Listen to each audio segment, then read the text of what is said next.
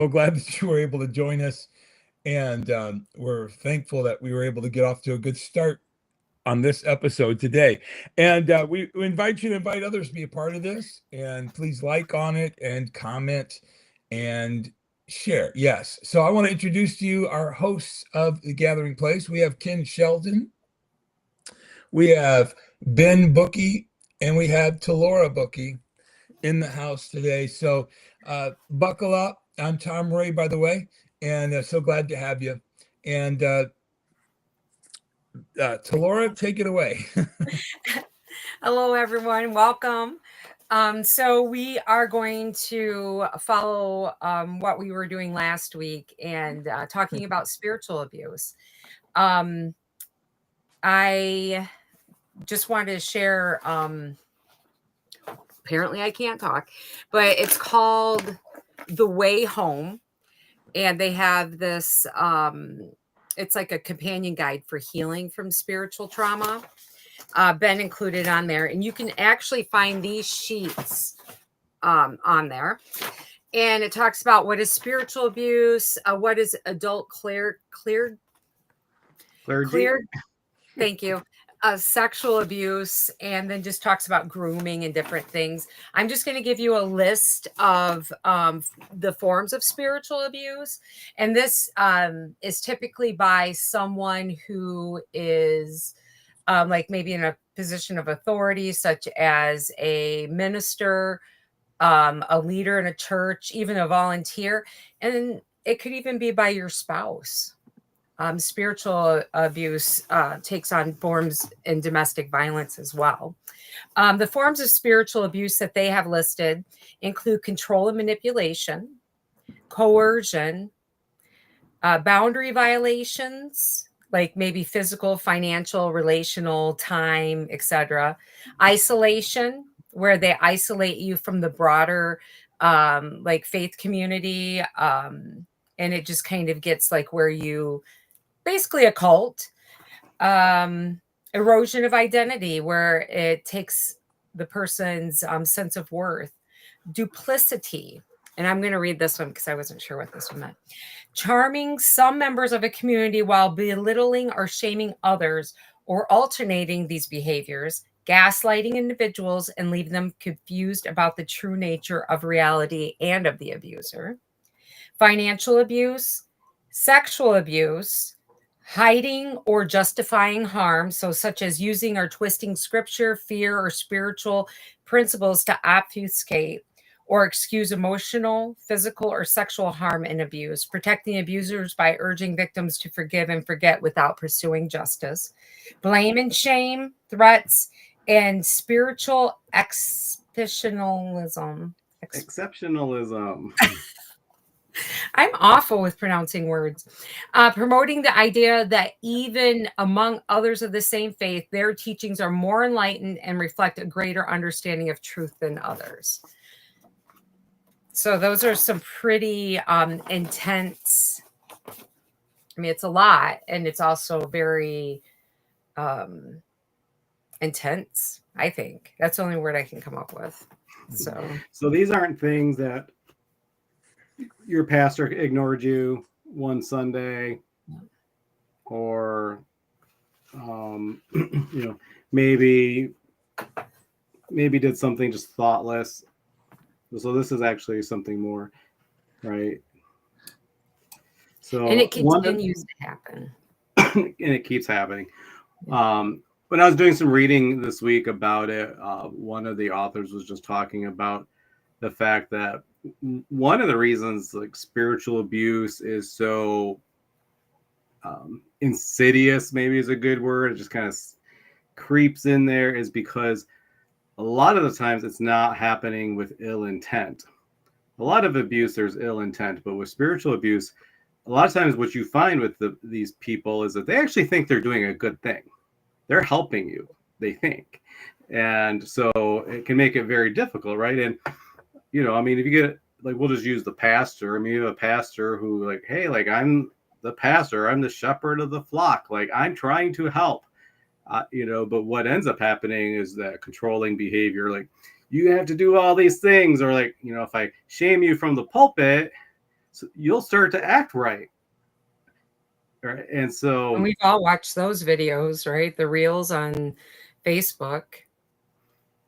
and they're out there, unfortunately, getting lots of views. So, people who, especially who are unchurched, then of course start to associate that with church. So why would I want to go there? Yeah.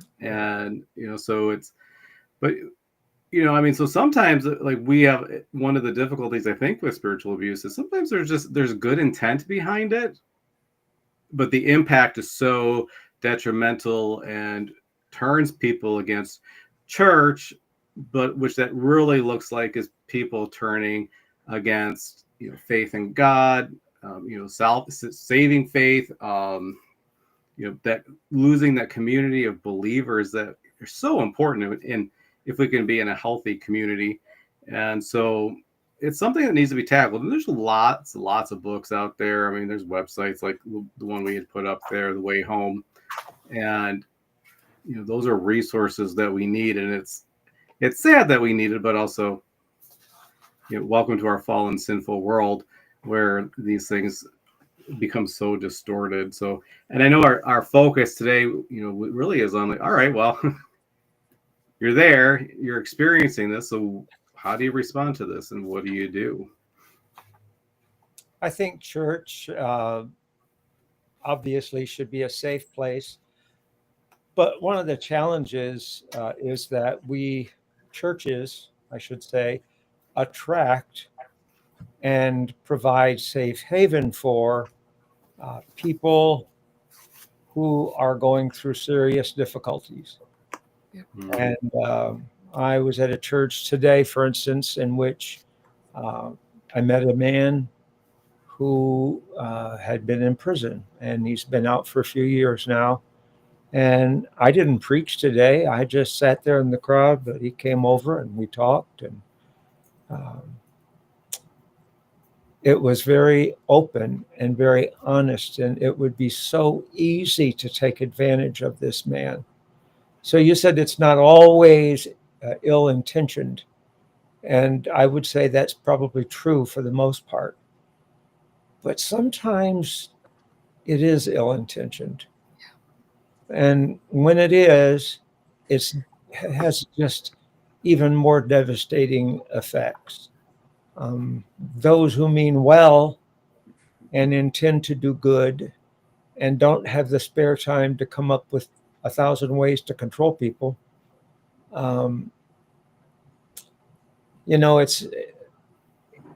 It's an upside down world for the person who comes into church believing that everybody's there for them and they're safe and they can talk to the pastor and it's all going to be all right. And then their world closes in. And sometimes it almost mirrors a person in an abusive relationship, as a marriage relationship, continually seeking a new partner who will abuse them. The next one abuses them. The next one abuses them. But there are a lot of parallels that can be made for that. Mm-hmm. So, what do we do then? I mean, so you're in this church or even a parachurch organization or something where the spiritual abuse is occurring. What do you do? Do you call it out? Do you try to change it, or do you run for the hills? Like, what's the answer to this? We're full of answers tonight, aren't we? Well, I would say for a season anyway to distance yourself from that and then bring light to it, but in a way that you're not going to be manipulated to drink the Kool-Aid, so to speak, or at least until you just get your head around it. And again, Ben, you were sharing earlier that it's not if you just been offended by the church and now you want to say, nah, now you take that, and it's not that, but when you see something, actual abuse going on, whether it be manipulation or it's, physical abuse or whatever, You want to make sure that you're safe. It's kind of like the airplane ride, make sure that you put the oxygen over your mouth before you try to help others. And then and then you begin to bring light to that if that's something you feel like you can bring light to. You certainly, as a rule of thumb, for whatever happens in front of us, if you see something, say something. It's a shame that things are continue to go on. As I mentioned, the last conversation we had on this, there was a church that has went up with charges because they were actually allowing people to stay at this house, but they had to work and meet this quota for asking for funds and offerings and things. And it was illegal what they were doing. And these people were actually told that if they did not do this, that judgment from God was coming on their life. And that's where the danger comes when someone says, God's going to punish you if you don't do A, B, C, and D for our ministry. Right. I think unless you're in an outright cult, not everybody in the church is going to drink the Kool-Aid, as you said. There's going to be some sane people in the pews and in the leadership that you can talk to.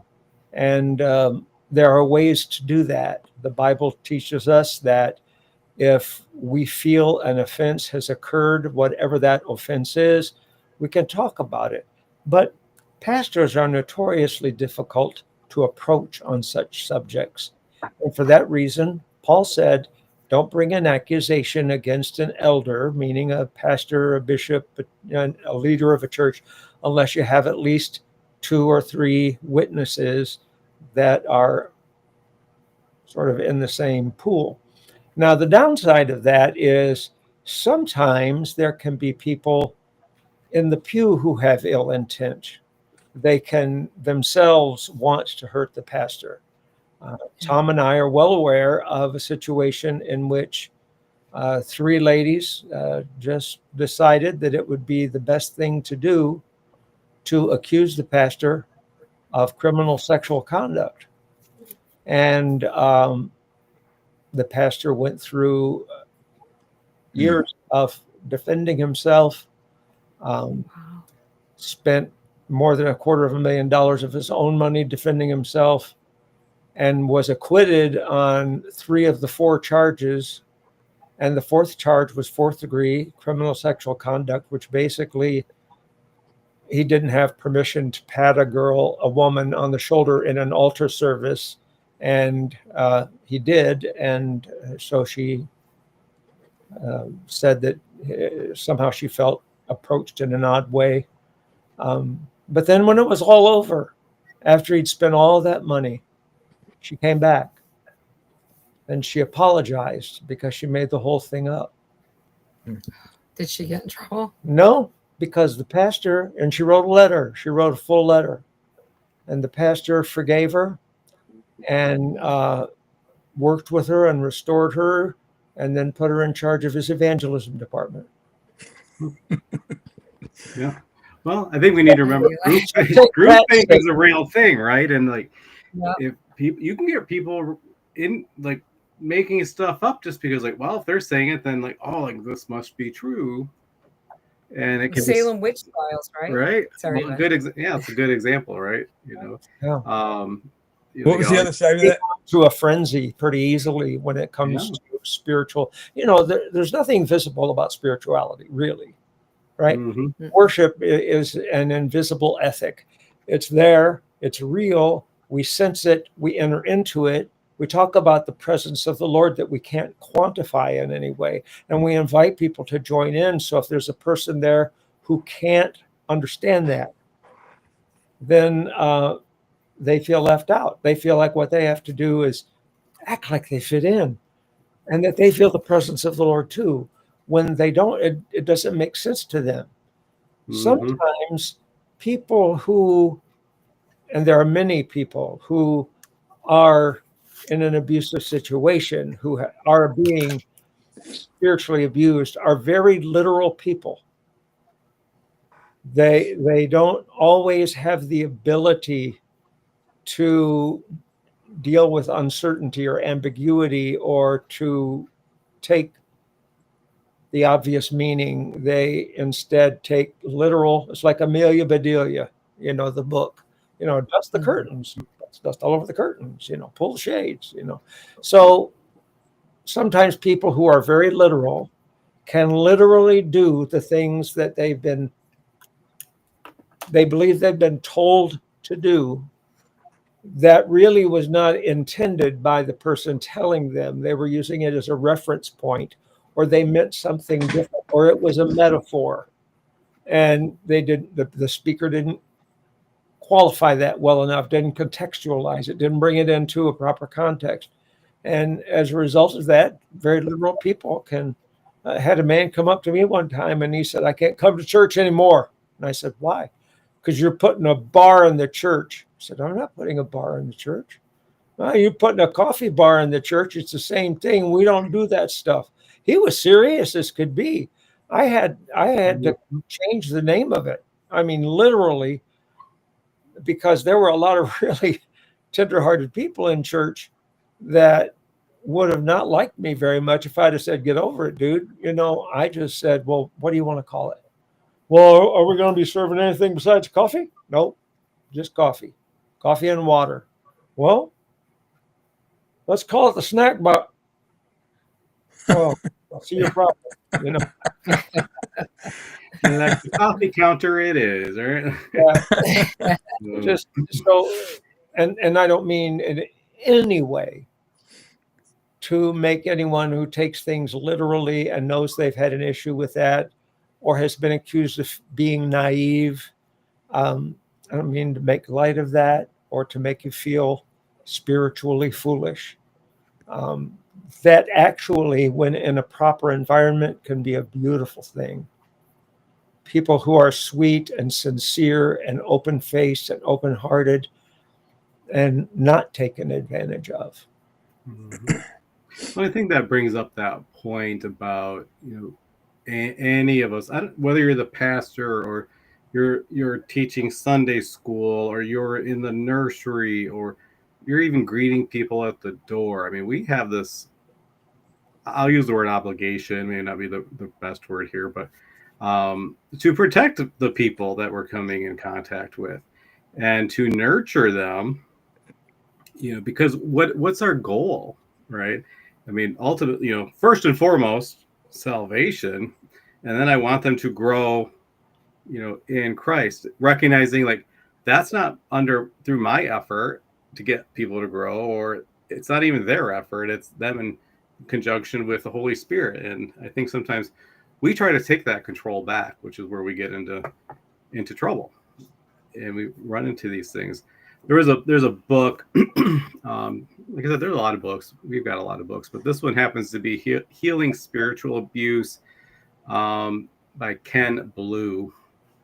And he made a list of just things to kind of test your own church out for when you're trying to decide what to do.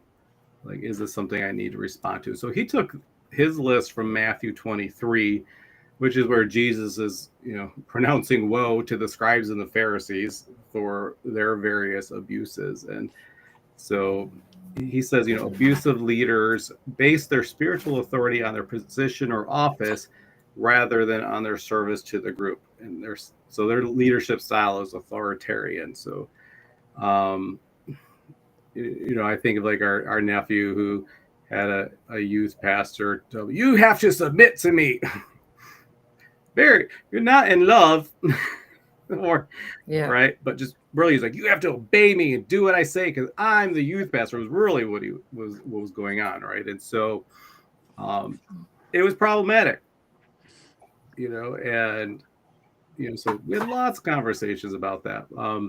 Leaders in abusive churches often say one thing but do another, so you're not seeing, the practice what you preach, right? It's missing.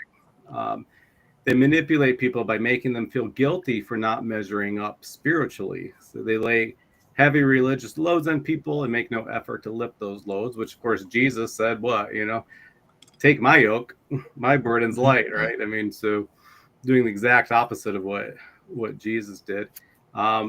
Abusive leaders are preoccupied with looking good, and they work really hard to keep up those appearances. And if there's any criticism of them, they're going to cut it off. And so, like nobody wants to be criticized, right? I mean, if you have to go to the pastor about something, you are responsible for how you do that. And so make sure that you are ready to do that, that the witnesses you're taking with you, the 2 or 3 people, they all need to be on the same page about that before you even go and do this. And, so keeping each other even accountable in that is important, because you can't call somebody out for abuse in an abusive way. It won't work. Yeah, That's right.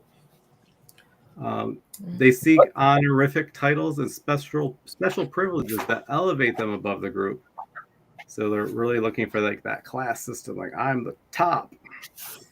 Their communication is not straight. Their speech becomes especially vague and confusing when they are defending themselves. They major on minor issues to the neglect of the truly important ones.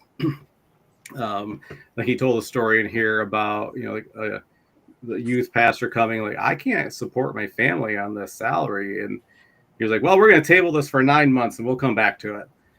Meanwhile, we need to vote on our security system that's going to cost thousands and thousands of dollars. But we had no problem passing that, right? I mean, so, that's something that's important. And, again, like none of these by themselves, I've run across issues myself where I'm like, well, if we're doing pastor appreciation at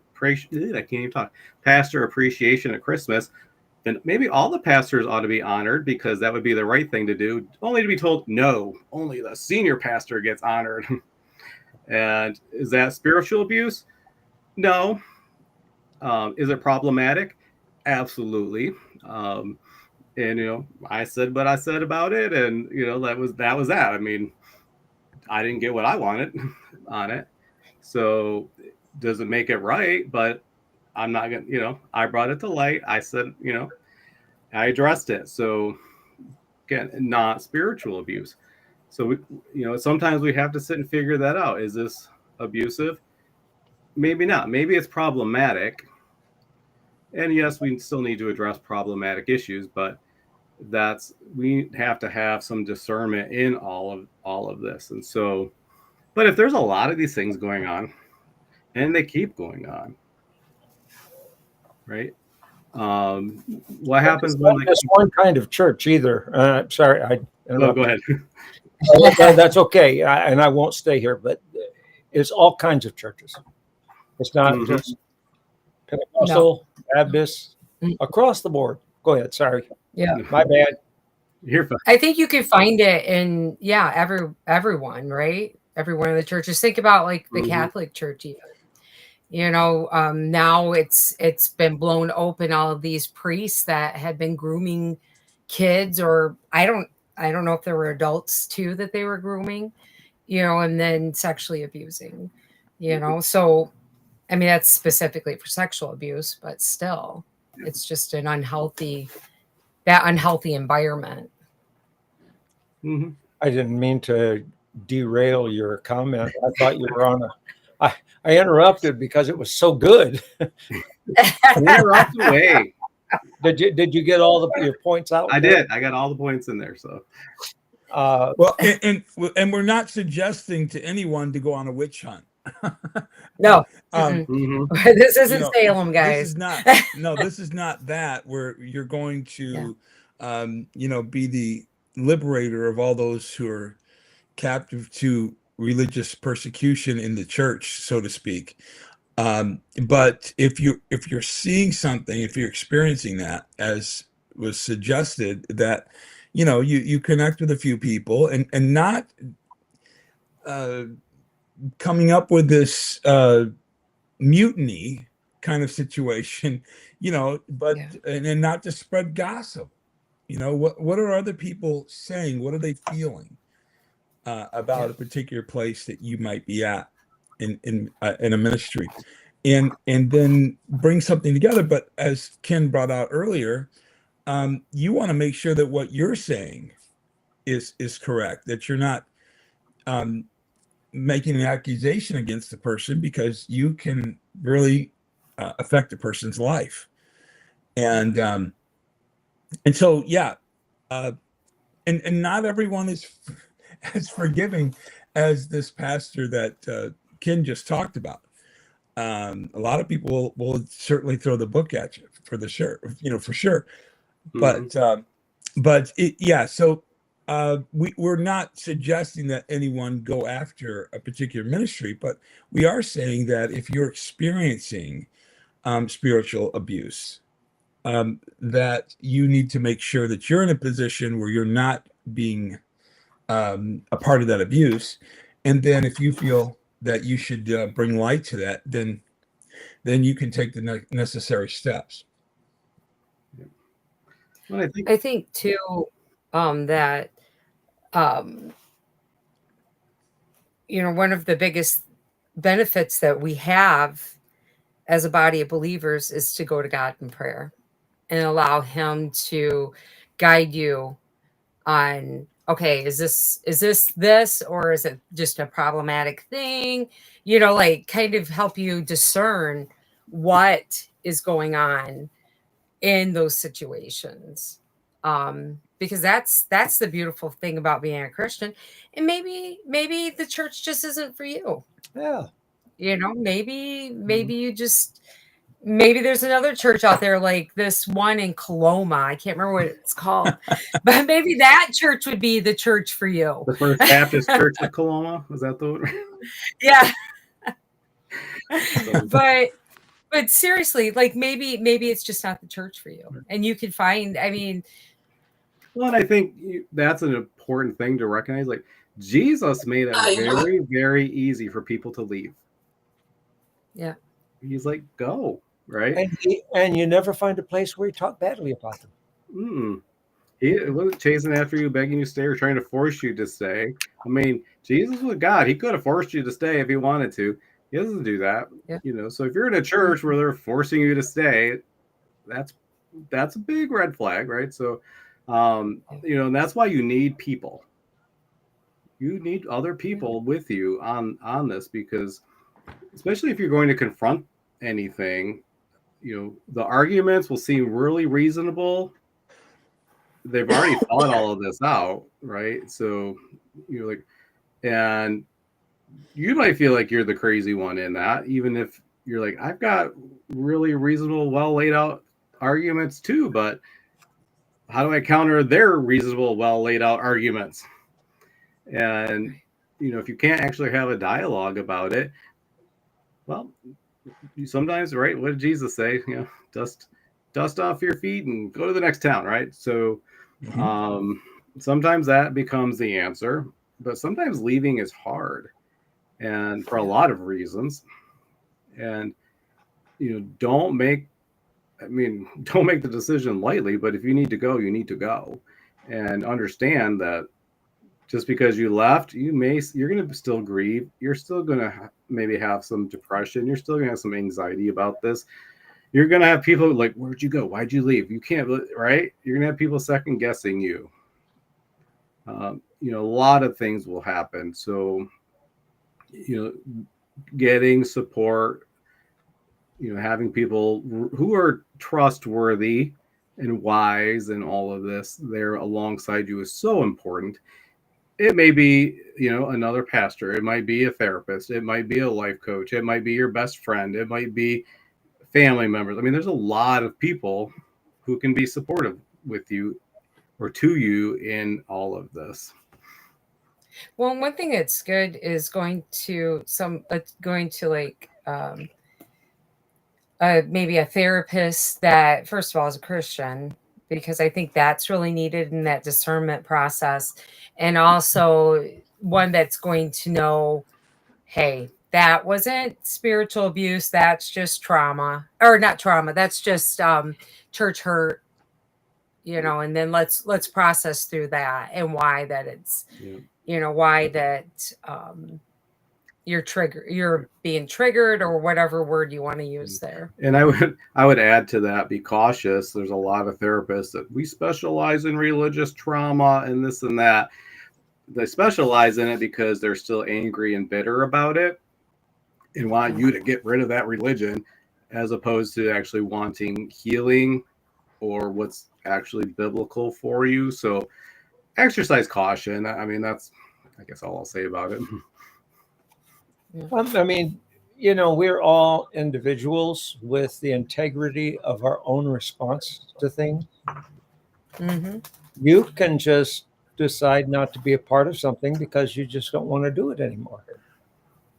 Yeah. That doesn't mean there's anything wrong with you or anything No. spiritually inferior with you. You will always be honored by God. Mm-hmm. If you make a choice that you feel is in your best interest and you feel led of the Holy Spirit to do that, you don't really have to justify that to anyone as long as it's settled in your heart. We justify it when it creates problems for other people. When our decision makes problems for other people, we need to have some justification for why we did what we've done. And so it has to be thought through. I pastored for 38 years. In those 38 years, I had people attend, leave, and come back. I had people attend, leave, and never come back. I had people attend, leave angry, and then call me a year later weeping and apologize because it was all them. It's church. Eugene Peterson said church is just a place full of weird people. And he said, I don't like it. I don't like the Christians. He said, but that's not my choice. He said, God has called me into a body of believers. Mm-hmm. And I have a responsibility to take up my part of the body and do what I can do in the body of Christ.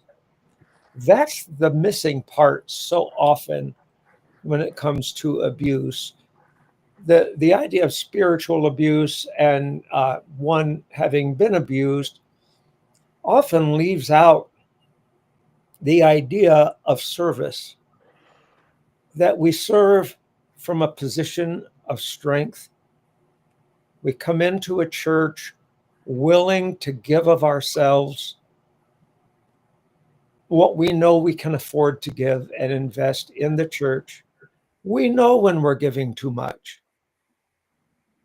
We always do. We know when we're trying too hard. We generally know when what we're doing is our attempt to gain favor with someone in leadership. And that never works. And it puts you in the place of a victim, because if you want people to pay attention to you, just act needy enough and they'll pay attention to you. If you do that enough, somebody will be there to control you. But none of that's the purpose of church. The purpose of church is to give God glory and to serve our fellow man. That's why we do what we do. Love the Lord with all our heart, soul, mind, and strength, and our neighbor as ourself, which is pretty cut and dried. And it's so sad that we have to have this conversation. It's a real thing. Don't get me wrong. It is a real thing. That is really sad that we have to have this dialogue, because it happens. It happens a lot. And fortunately, it doesn't happen more than it happens. There are good churches and good pastors and good youth leaders and good Sunday school teachers, and there are boneheads. Oh, yeah. There are boneheads in every profession. Mm-hmm. And if you stay long enough in a church, the good pastor might actually become a bonehead and then revert back to good pastor. You never know. Mm-hmm. All those things are possible. I'm done. I'm sorry. No, But that gets to that point, right? Know the difference, right? We need to know the difference. Yeah. And so often we don't. Yeah, what was that you said, Ken, in the last episode, regards to some pastors kind of fall into this. It's not set out to be intentional. Did you And want we mentioned that earlier as well. It's not really what they wanted to do. I will say the nature of ecclesiastic things, and I use that term to reference church life in any denomination, in any setting, there's a gravitational pull that isn't Jesus. There's a gravitational pull on the pastor, on the elders, and on the people. And that gravitational pull is to be something we're not. And when we yield to that pull, we get out of circumference and we are like a tire that's about to pop. It's not intended that we do that. And so, generally speaking, in most circumstances, when that happens, the church can be self-correcting. Does that make sense? The church can be self-correcting. How? Doing what Ben and Talora said. Just talk. Get 2 or 3 people. If the pastor's a good pastor, he'll say, well, please tell me what the problem is. And if I've offended you, help me understand how, so I can not repeat that, because that was not my intention. Well, like, remember David, Nathan goes to David. He goes to Bathsheba, and he's, he has this affair with her, which some of the things I've read on it, the commentaries have said that she actually was kind of resistant to it. And I don't know where that comes from, but the affair wasn't necessarily from both sides. It was more because he was an authority. It's an assumed plot, but yeah, a good assumption. Yep. So we're just going to lay that out there. And then he kills her husband. And then Nathan comes to him and tells him the story, but Nathan was able to go to him and say, hey, this is a problem. On the other hand, we all know where we take a bath, and we all know to draw the curtains. Mm-hmm. Don't be taking up on the rooftop if you're going to. There you go. Well, but it is, right? Like if I were taking a bath in my backyard, there's a 360-degree view almost, right? But if I took a bath in my parents' backyard, nobody's going to see anything. It would be a 5-alarm fire if I did that, man. There'd be fire trucks from all over the place trying to put the blaze of white out. I'm like a whale. I haven't been in the sunshine all summer. But yeah, even in that, the point I was making from that is that Nathan went to David and said, hey, this is a problem. And then Nathan recognized it and, went ahead and said, yes, Ben. But Nathan went to him and David was able to repent and seek God from it. Sorry, Ben's got me all distracted. He sent me a chat. I think that's spiritual abuse right there. Yeah, it was too. I think Ken's not been listening to the whole thing. That's true. But I said all that to say, if you see a situation like that, or if you feel, and I think this is kind of what Ken was getting to too, if you see the situation and you know that there's a problem, you need to go to them. Ben said it earlier too. Hey, this is an issue. What they choose to do with that knowledge is what they choose to do with that knowledge, but you've already presented it and you've told them, and then you can decide what you want to do as a person. You can't control somebody else's decisions. But if you've went to the pastor and said, hey, this is an issue, this is what I've seen, or I see this and I feel like it's a problem or it's abuse. And right? Can occur, yeah. And the abuser, no, I'm going to say the abusee, the person being the victim, that is not a pejorative term. It's not meant to cut anybody down. What happens is you could be the brightest guy in the room and fall into a spot where you're taken advantage of. In the church that I pastored, and since I only pastored one in 38 years, those of you that know me know which one it was. We had a family attend, and they had, prior to coming to our church, been in a cult. And they were professional people. He was the valedictorian in his class. He was the star football player. She was the vibrant cheerleader. They wanted to do it all right.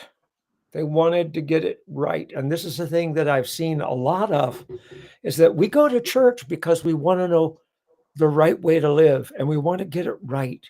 And if we have perfectionistic tendencies, it can be really problematic if I just want to reduce every element of surprise out of the picture. Random things happen. And if I want to get everything just right, and I want my pastor to be just this right person, and because he's my pastor, everything he says is from God, and he might be the brightest guy in the room. You might be attracted to him because he or she is the luminary, the bright one that's shining for everybody. And you might take it literally. It's so easy to do that. I mean, just watch TV channels where certain faith teachers who take the idea of a life of faith beyond its reasonable boundary, that you are trapped in the things that you say, that if you say the wrong things will happen to you, which is nothing more than superstition. And, so what happens when a person is involved in that kind of situation? Sometimes some really well-to-do, intelligent, capable people fall prey to the yearning, the desire to get all of life just right. And you can't do it. You're never going to do it. A lot of you know that, when I was a kid, 5 or 6 years old, I was sexually abused by a cousin. All right, for years, that was my issue. Whenever I went through a difficult time, that was my issue. It all went back there till one day the light came on last week. I'm 72. It hit me like somebody had turned a blinding light on me. Mm. My issue all my life has never been that. My issue has been injustice. I just wanted justice, and I didn't know what it was, and I didn't know how to get it. And a lot of times people who come to church and want to perfect their church and their pastor and want to get their lives straightened up, like all the pencils in a row and all the socks lined up, and our problem isn't that the world is disorderly. Our problem is that the world is unjust. And there's no justice in this world apart from Jesus Christ. No real lasting justice. Justice isn't judgment. Judgment is a different thing. Judgment is coming down on somebody. Justice is setting things right. Good. Man, I'm preaching right now. I got to tell you. Did not God call us to that, right? Yeah. Justice. To do justice. Do it. Do it. Justice is a thing you can do. Yep. It's an action. You can make bad things better when you listen to God. And leaders can make bad things better sometimes if they get out of the way. Mm. Mm-hmm. I didn't know if you guys saw that we have a question here. Pardon me for preaching. It's a good question. So what if you are a newly graduated pastor? Should you go to your pastor or address it yourself and risk being accused of spiritual abuse?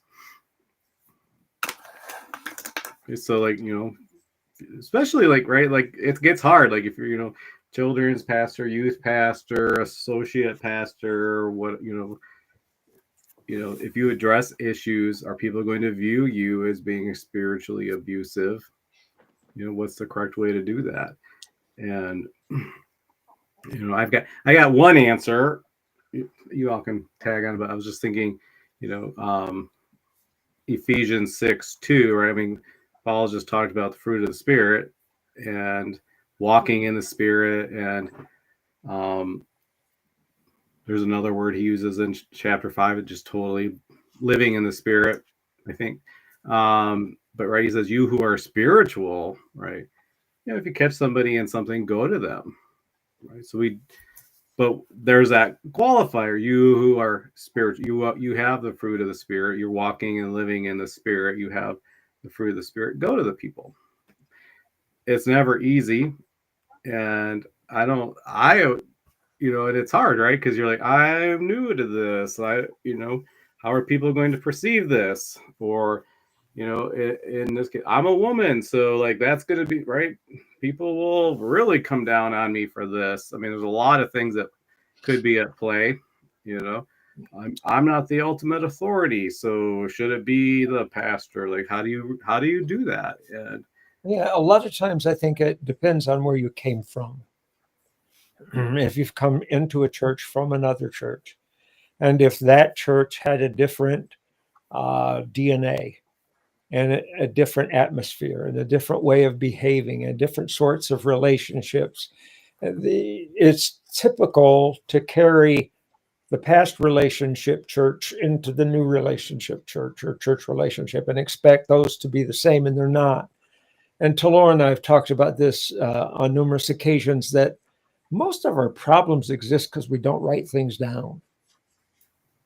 If we just had job descriptions for everything, if everybody knew what the pastor's job was, if everybody knew what the elder's job was, how you get to be an elder, if everybody knew the channel to pursue if there was a situation that made them uncomfortable.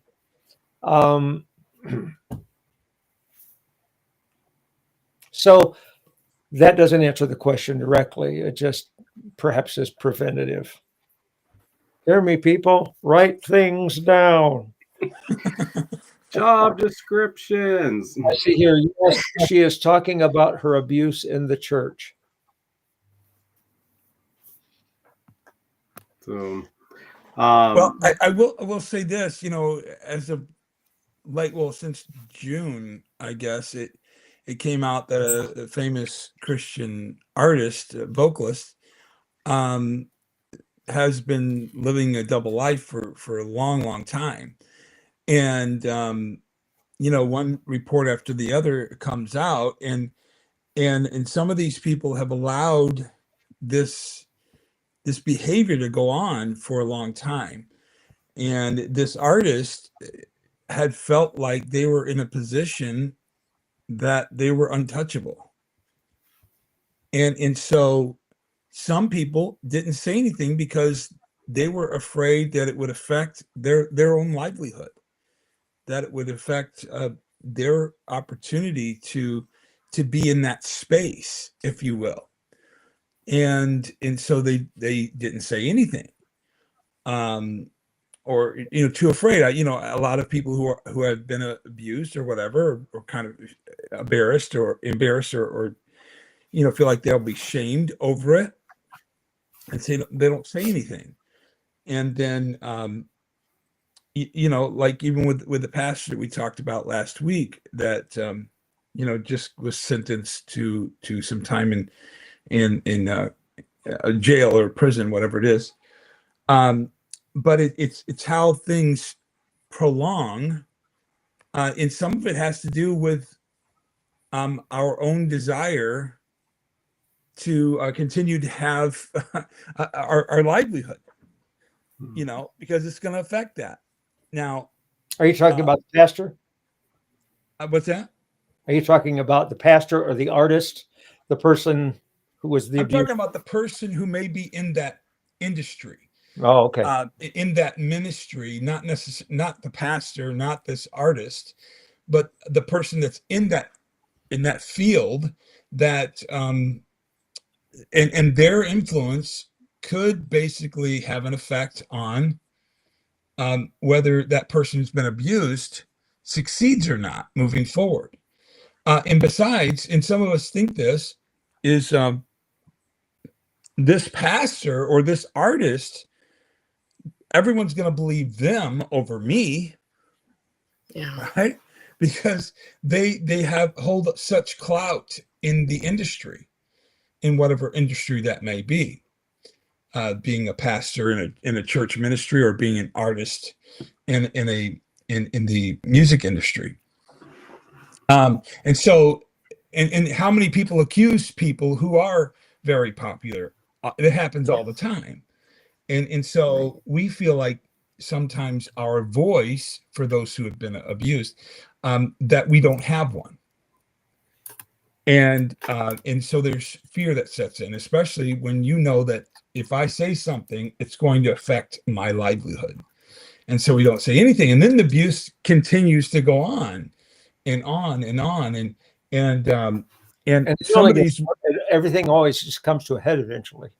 yes, absolutely. As Well, your sins will find you out, as the little saying goes, right? What's done in secret will be shouted from the rooftops. That's right. It'll come out, and it's just so devastating. It's like a house of cards at that point, and the whole thing just comes toppling down.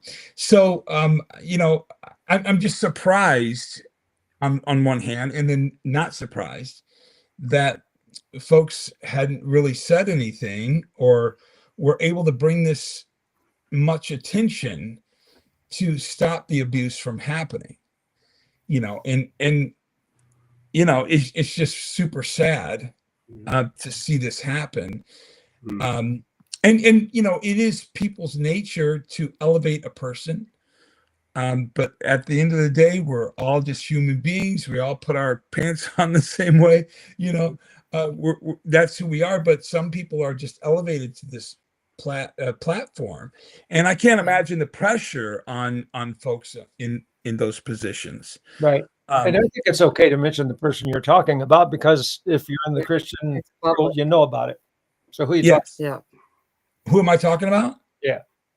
Michael Tate from Newsboys. Right. So now, if you don't know who Newsboys are, don't worry about it.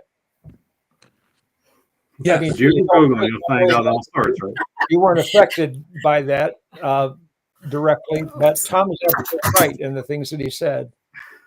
I think personally. Mm-hmm.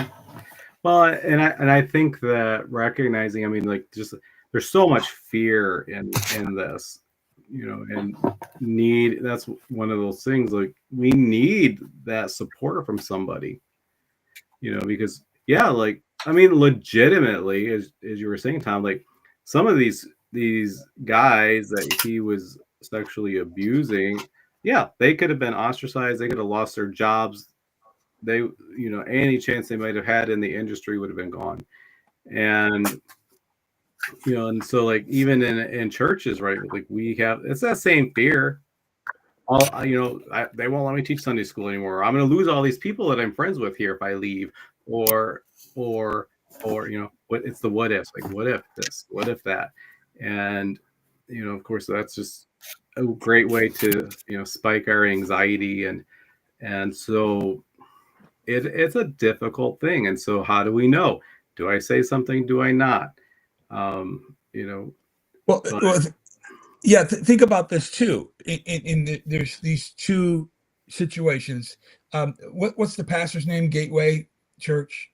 I can't remember. Robert Morris. Robert Morris. Yeah, Robert Morris. Okay, so think about the leadership there, who may or may not have known about what he did in the past, and so they say, well, if this is brought to life, this is going to affect this ministry, and we know that it has affected that ministry. There's been some adjustments going on. People have been let go. I mean, the story goes on. And then the same thing goes for Newsboys. Now, we don't know for sure if the guys in the band knew about all the stuff that was going on or not, but the way the stories have been rolling out, it's like, how could you not know? And so, but you think about these guys who were in, like in the Newsboys, for instance, and they're like, well, this is our livelihood. If this comes to light, this is the end of our ministry. Yes, go I ahead. think Ken can really help us out here, or to Laura. What you're describing in Michael Tate's situation, I think, falls in the category of a predator who operates from an addictive mindset. Mhm. He sort of, pardon the terminology, gets off on getting away with it. Yes. And so that's part of the thrill. And this is where maybe you guys can jump in and help here. There's a certain thrill of getting away with it. Here's my, well, go ahead. Okay. Here's my thing is that both of the names that were mentioned were callous and dismissive when they were talking about it. And so, yeah, I would say they're like even the most extreme part of that type of mindset. Robert Morris, from what I've read, obviously I don't know it personally, but just what I've read is that he had told them that he had an affair on his wife. But there's a difference between having an affair when you're 24 and the other person's around that age. She was like 12. Yeah, no, keep this going, because I think every time he talked about it, and he talked about it a lot, he brought it up often. Mm-hmm. Catch me if you can. Yep. Catch me if you can. And sometimes there's this piece, I think people like literally like do catch me and stop me. Like we see that with serial killers, not to go to that extreme, but that narcissism that goes with this. And of course, pastors have fairly high rates of narcissism amidst their population. Of course, musicians tend to have very high rates of narcissism. So you've got that piece playing into all of this as well. There's personality, and that's can be very destructive. It doesn't have to be. You can treat your narcissistic personality disorder. You can learn not to be so narcissistic, even if you don't have that personality disorder. But it takes people willing to kind of be in there for the long haul, and kind of getting back to, kind of like what even Wendy's question of, well, like, am I, really acting out of love in what I do and how I do it? It's hard to be acting in Christ-like love and treat others like Michael Tate did or Robert Morris did, or, I mean, there's been others like Chris Rice, that came out a few years ago. Ed Haggard a couple decades ago. Yeah, and so it's not a new thing. President of the National Association of Evangelicals. And then he said, yes, I'll submit. No, I won't. You guys, screw you guys. I'm going to do my own thing. Yep. That's how my grandpa was too. After my grandfather was let go from the church, his minister's license was removed. He started another church. Sure. Non-denominational.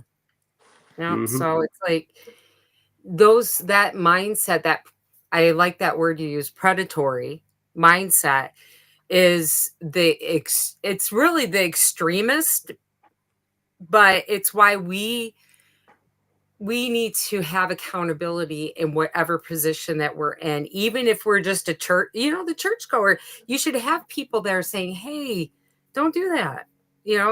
That's it's not okay. You have to have people who speak truth into your life. And that's who Jesus is.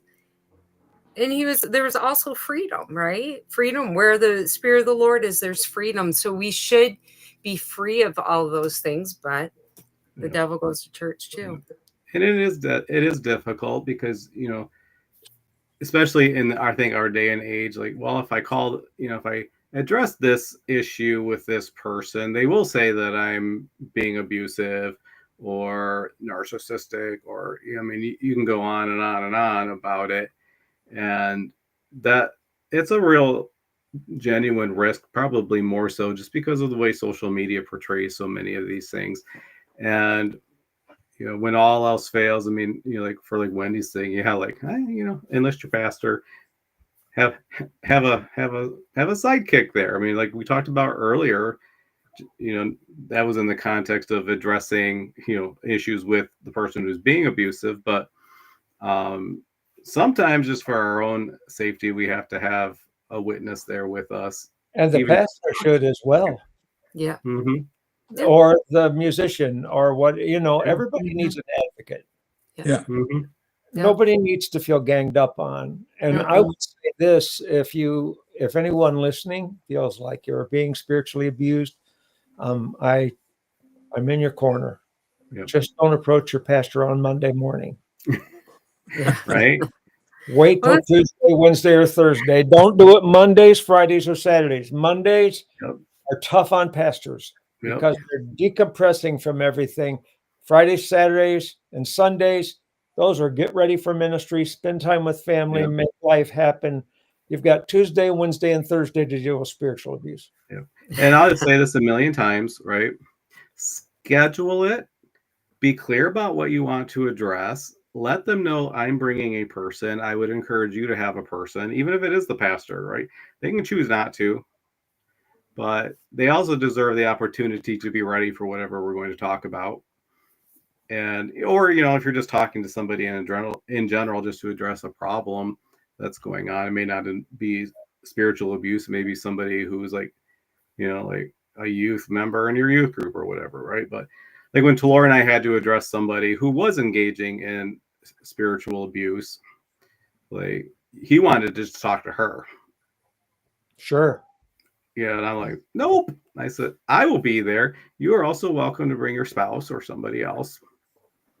Right. And of course, did it make a difference? I mean, it definitely made a difference that there were witnesses there. Did anything get resolved or changed on his end? Of course not. On the church's end, it did, though. Eventually. Yeah. Eventually. Yeah. But that was totally God. We prayed it. We just prayed like, God, God's in control ultimately, right? And I think part of the things we sometimes forget that. And we do need to allow God to work. Yeah. And pastors, we have to be okay with people not accepting our word, not liking us, not following the program. Of course, many veteran pastors know that, and many freshman pastors who are secure in themselves know that. But there's a whole bunch of people in the middle. I don't know that. You've got to let people walk away from you and be okay with it. Mm-hmm. Still see them in the grocery aisle and not try to change aisles. It's so hard not to personalize it. It is. Ultimately, it's not personal, but it feels so personal, like an attack or like I'm not good enough or whatever it is. It's hard. Yeah, right. So, good. Well, sorry. We should probably bring this plane in for a landing. I just have a real quick thing to say. This is it's going to be real fast, so fast. Whoa. Listen, no, it's kidding. No, that 2 to 10% of reports that are made, like for criminal actions about abuse, are false. That's a very small majority of them are right. Yeah.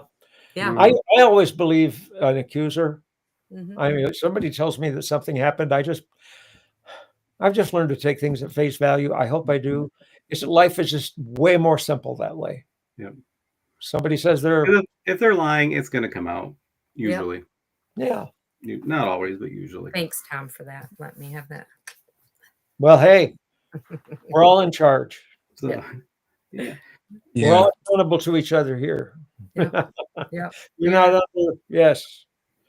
I want to say that what you're hearing, if you're new and if you're just watching, is you have two very seasoned, very educated, professional counselors, Ben and Talora.